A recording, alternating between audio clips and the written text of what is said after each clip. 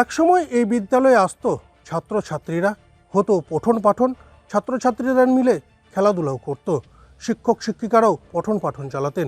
সময়ের সাথে এই বিদ্যালয় এখন বর্তমানে বন্ধ অবস্থায়।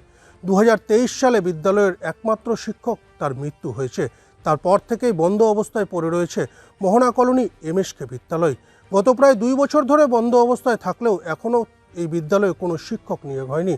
একসময় এই বিদ্যালয়ে 8ম শ্রেণী পর্যন্ত এলাকার ছাত্রছাত্রীরা পঠন পাঠনের সুবিধে পেত, কিন্তু বর্তমানে এই বিদ্যালয় বন্ধ অবস্থায় থাকায় এলাকার ছাত্রছাত্রীদের যেতে হচ্ছে অন্য দূরের বিদ্যালয়ে। প্রাথমিক বিদ্যালয় বলতে গ্রামে রয়েছে একটি মাত্র বিদ্যালয়, সেখানেই পঠন পাঠন চালাতে হচ্ছে, এবং উচ্চশিক্ষা থেকে শুরু করে একাদশ দ্বাদশ শ্রেণীর যখন পঠন পাঠন শুরু হচ্ছে তখন যেতে হচ্ছে আরও 3 কিলোমিটার দূরের বিদ্যালয়ে। কিন্তু এই এমএসকে বিদ্যালয় বন্ধ হয়ে যাওয়ার পেছনে এলাকাবাসী জানাচ্ছেন 2008 সালে বিদ্যালয় যখন শুরু হয় তারপর থেকে সব কিছুই ঠিক ছিল। সময়ের সাথে 2023 সালে বিদ্যালয়ের একমাত্র শিক্ষকের মৃত্যু হয়ে যায়। তারপর থেকে এই বিদ্যালয়ে কোনো শিক্ষকই নিয়োগ হয়নি, যার ফলস্বরূপ বিদ্যালয় বন্ধ হয়ে যেতে বাধ্য হয়েছে। বর্তমানে পরিত্যক্ত অবস্থায় পড়ে রয়েছে মোহনা কলোনি এমএসকে বিদ্যালয়। স্থানীয় বাসিন্দারা চাইছে বিদ্যালয় আবার সেজে উঠুক, শিক্ষক নিয়োগ হোক, ছাত্রছাত্রীরা পঠন পাঠনের সুবিধা পাক এবং এই বিদ্যালয়ের যেন একটা আনন্দে মুখর পরিবেশ সৃষ্টি হয়। তবে কবে হবে সেই সমস্তটা পরিবেশ, ছাত্রছাত্রীরা কবেই বা পঠন পাঠনের সুবিধে পাবে, সেই অপেক্ষাতে এলাকার বাসিন্দারা। প্রশাসন কবে এই বিদ্যালয়ের পুনরায় হাল ফেরায়, পঠন পাঠনের ব্যবস্থা করে, সেদিকে তাকিয়ে এলাকার ছাত্রছাত্রী থেকে শুরু করে অভিভাবকরা। মানিকচকের মোহনা থেকে পরিতোষ সরকার, কলকাতা টিভি। এটা তো আমাদের মোহনা গ্রামে পশ্চিম পাড়ায় এমএসকে স্কুল 2008 সালে হয়েছিল। এখানে একটাই শিক্ষক ছিলেন কাইসুল হক বলে। ওনাকে মারা যাওয়ার পর 2023 থেকে যে বন্ধ হয়েছে স্কুল, আজ পর্যন্ত কোনো শিক্ষক নিয়োগ করা যায়নি।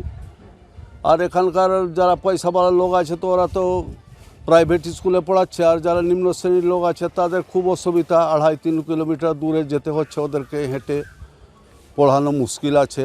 আর আমাদের গ্রামে একটা প্রাইমারি স্কুলও আছে, তো 2টা গ্রাম মিলে মোহনা লক্ষ্মীপুর প্রাইমারি স্কুল, যা কি মোহনা আর লক্ষ্মীপুরের মাঝামাঝি পজিশানে ওইটা স্কুলটা আছে।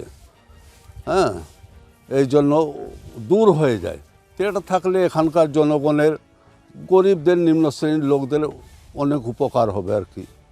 এমএসকে স্কুল মোহনায় ছিল এটা জানি, এবং একটা সময় খুব ভালো চলতো, কিন্তু ইদানিংকালে ওখানে কোনো শিক্ষক নেই।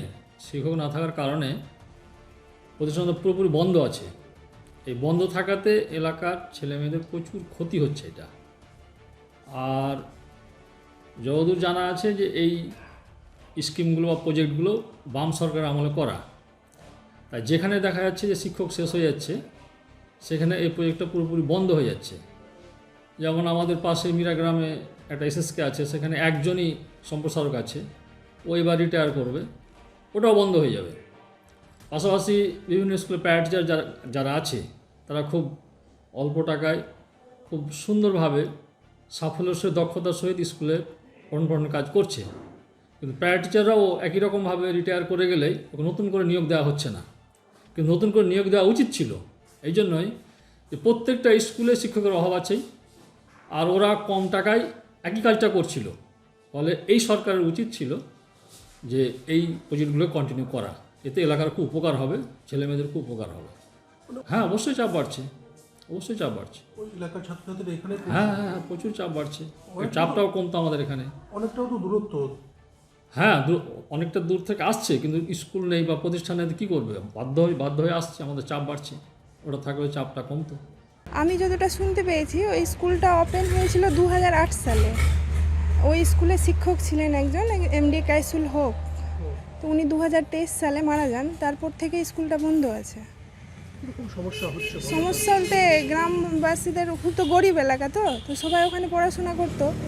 এখন ওই স্কুলটা বন্ধ থাকার কারণে সবাইকে বাইরে যেতে হয়। কেউ হয়তো মানিকচক যায়, কেউ এনায়েতপুর যায়, কেউ লক্ষ্মীপুর যায়।